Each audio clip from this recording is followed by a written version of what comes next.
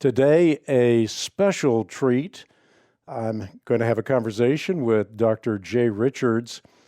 He is a executive director of The Stream. He's a assistant research professor in the School of Business and Economics at the Catholic University of America and a senior fellow at the Discovery Institute.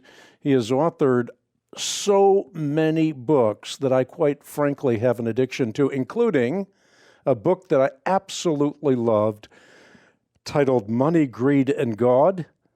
Also, a book that Jay co-authored titled The Privileged Planet. He co-authored this with astronomer Guillermo Gonzalez, and he also co-authored a book with Jonathan Witt, The Hobbit Party.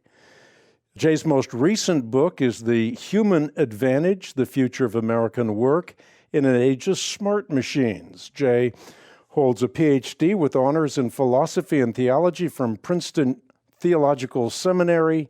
I didn't want to get off on this subject, but I do think it's an important one.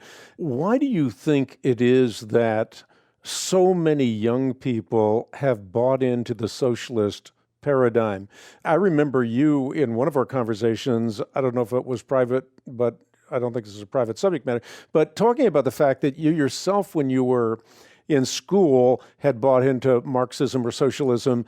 And I wonder, is this an alarming trend, or is this just the common thing that people go through and grow out of? I think it's frustrating to me more than anything else because I feel like, oh gosh, are we having to have this discussion again? It's the same arguments, it's the same ill-conceived understandings of economics, but I really do think it's kind of the same old, same old. It's exactly what in the 80s, when I was in college, I was imbibing this stuff, and when you first hear it, it sounds nice. If you don't actually know anything about economics, it can sort of make sense.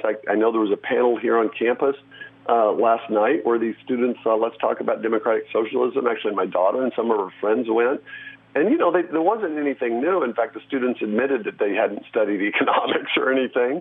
And I thought, well, it's good that we have these discussions. Nevertheless, we should always remember that when it comes to these issues, people have to be taught again and again in every generation. You can't just take for granted that, well, I've made that argument to people 15 years ago, so surely it's already out there. No, you constantly have to keep reiterating these points because there's always somebody at every moment that's just coming of age, that's just becoming aware of the issue. And so you can treat that as a good or bad thing. In my case, it gives me something to do. And I realize, unfortunately, I'm never going to reach the point where it's like, okay, well, that debate is settled. Unfortunately, I don't think it will be settled till the Lord comes back.